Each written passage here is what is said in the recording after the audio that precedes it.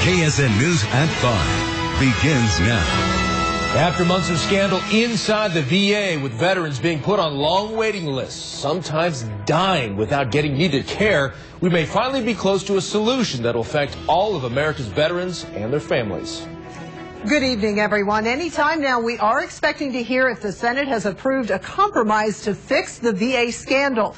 That bill would give $10 billion to pay for private doctors to treat veterans who can't get into the VA quickly. $5 billion would go toward hiring more doctors and nurses, and $1.3 billion would help open 27 new VA outpatient clinics. The House approved that bill yesterday, and the Senate is expected to sometime late today. KSN's Craig Andrews has been on top of the VA scandal for us, and he spoke directly to the people involved. Craig? Well, you know, Stephanie's part of our ongoing KSN investigation going inside the Wichita VA. We went in with Congressman Tim Huelskamp to demand answers why it was taking so long for some veterans to get care.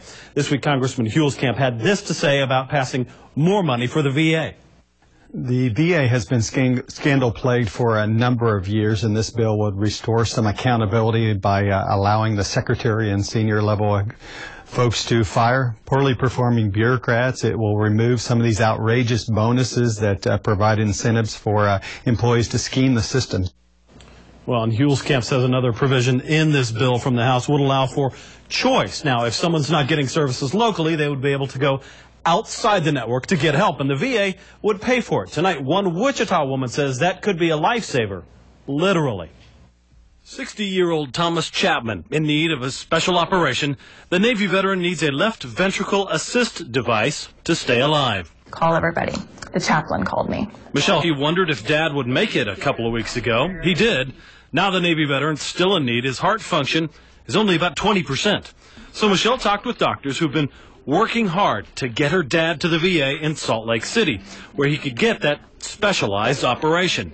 But good news, he will now get care outside the VA, down the road in Oklahoma City, soon. He could live another 25 years, you know, if they give him the opportunity. If they put the LVAD in, he should get decent quality of life until he could get a heart transplant. Now Michelle and her family have high hopes. They can all drive to Oklahoma just down the road and be with him to see him through this. The motion to recommit is laid upon the table. And with lawmakers now talking about adding billions more, Michelle says more money for more VA healthcare choices could literally save lives like her dad, Thomas.